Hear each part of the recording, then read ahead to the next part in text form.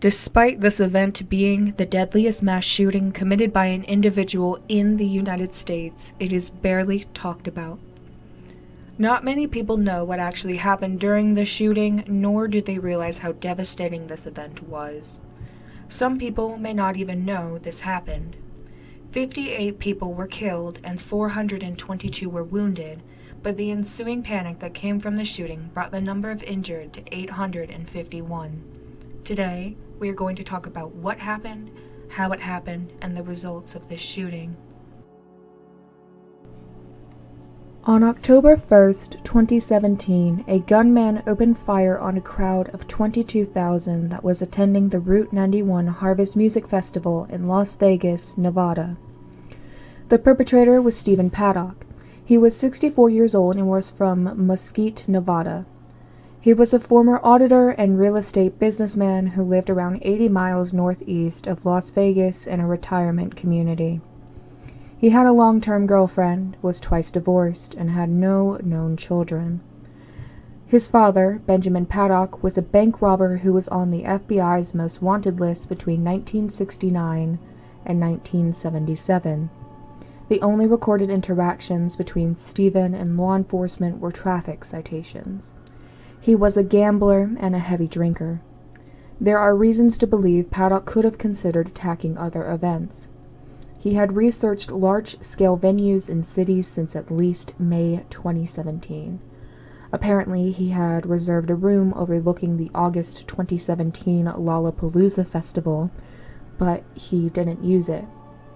His internet search terms for mid-September included terms such as, quote, SWAT weapons, SWAT Las Vegas, ballistics chart 308, and do police use explosives? Paddock arrived at the Mandalay Bay on September 25th of 2017. He was booked in room 32-135, which was a complimentary room on the 32nd floor. 4 days later, he checked into the directly connected room 32-134. Both of these suites overlooked the site of the Route 91 Harvest Music Festival. Between September 25th, the day he got there, and October 1st, the day of the shooting, he had stockpiled an arsenal of weapons. Equipment and ammunition associated with these weapons were included.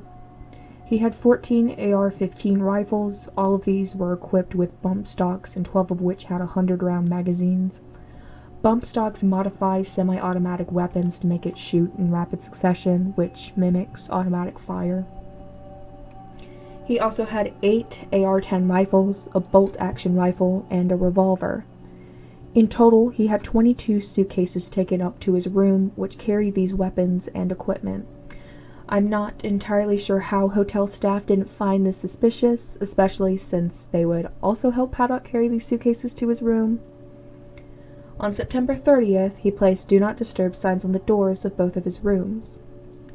Shortly before 10 p.m. on the day of the shooting, hotel security guard Jesus Campos was sent to the 32nd floor to investigate an open door alert.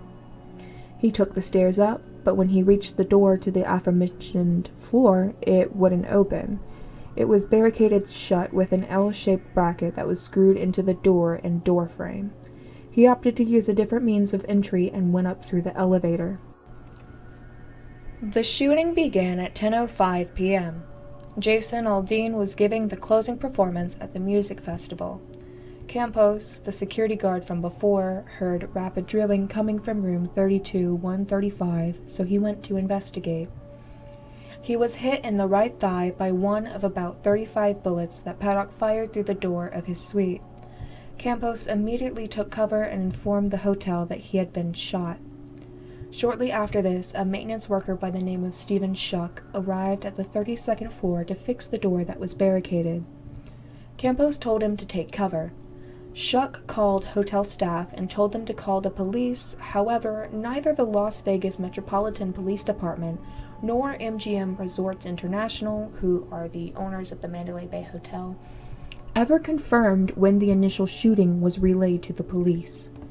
Paddock used a hammer to break 2 of the windows in both of his suites. After this, he began shooting. He fired more than 1,100 rounds from his suite on the 32nd floor of the Mandalay Bay Hotel.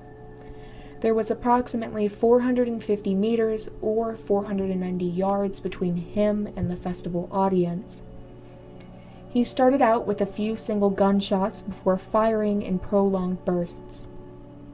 People initially mistook the gunshots for fireworks, and when people began to try and flee, a security fence barred them from leaving. Paddock didn't only aim for the concert goers. Paddock fired 8 bullets at a large jet fuel tank at McCarran International Airport, which was 2,000 feet or 600 meters away from where he was. He ended up hitting the tank twice, but it didn't explode since jet fuel is mostly kerosene. It's not likely to ignite when struck by a bullet.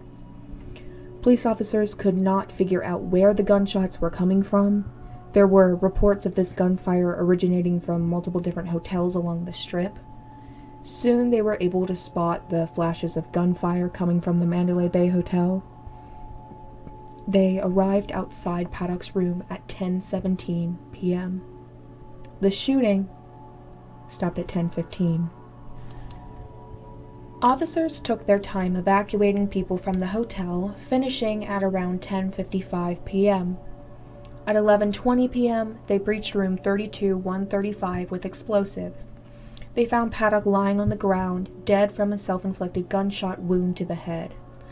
58 people were shot to death at the music festival, with Paddock's death being the only one at the Mandalay Bay Hotel.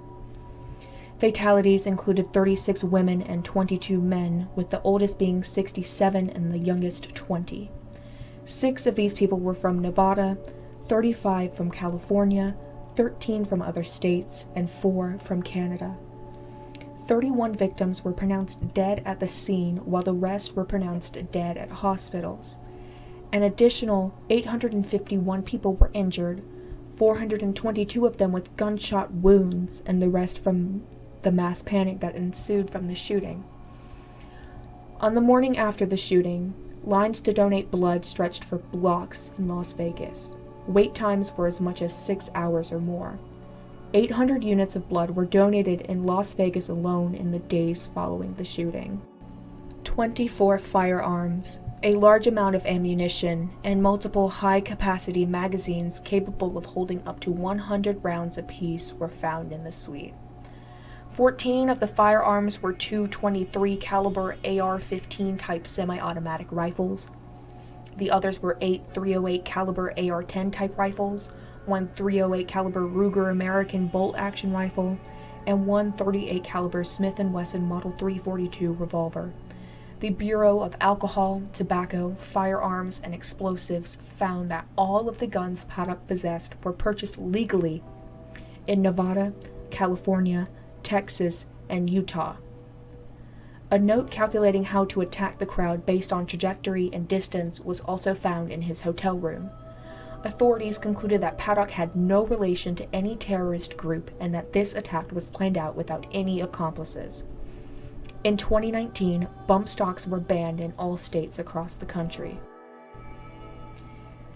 This is the worst mass shooting event in all of modern history by a single individual, and yet no one talks about it. Shootings like these show that gun control is a necessary thing we will need to implement, especially considering the fact that everything Paddock had in his possession was purchased legally. This could happen again, and again, and again. We have to draw the line somewhere to hopefully prevent this from happening again in the future. I'm going to finish this video off by reading the names of all 58 fatalities. I hope this was an insightful look at what took place on October 1st, 2017, a national tragedy that saw the loss of mothers and fathers,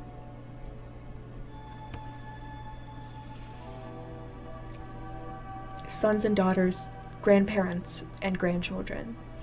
My sincerest condolences go out to the families of these victims. I'm sorry there never really was any sort of justice brought to those at fault.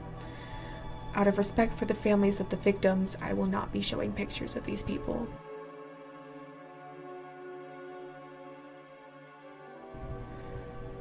The 58 victims, in alphabetical order by last name, are as follows: Hannah Allers, 34, Heather Alvarado, 35, Doreen Anderson, 49, Carrie Barnett, 34, Jack Beaton, 54, Steve Berger, 44, Candace Bowers, 40, Denise Bertitus, 50, Sandy Casey, 34, Andrea Castilla, 28, Denise Cohen, 58, Austin Davis, 29, Thomas Day Jr., 54, Christiana Duarte, 22, Stacy Etcheber, 50, Brian Frazier, 39, Carrie Galvin, 31, Dana Gardner, 52, Angela Gomez, 20, Rocio Guellen Rocha,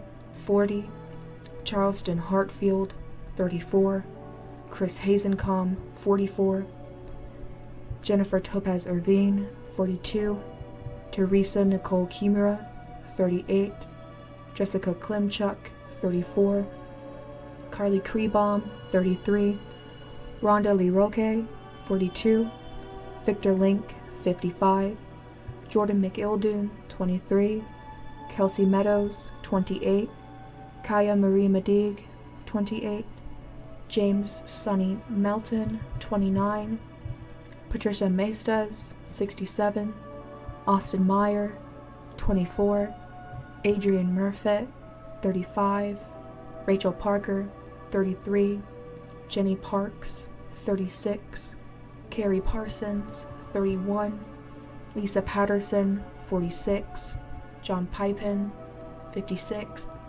Melissa Ramirez, 26, Jordan Rivera, 21, Quentin Robbins, 20, Cameron Robinson, 28, Tara Rowe, 34, Lisa Romero Muniz, 48, Chris Roybal, 28, Brett Schwanbeck, 61, Bailey Schweitzer, 20, Laura Shipp, 50, Eric Silva, 21, Susan Smith, 53, Brennan Stewart, 30, Derek Bo Taylor, 56, Nasa Tonks, 46, Michelle Vo, 32, Kurt Bontillo, 55, and Bill Wolf, 42.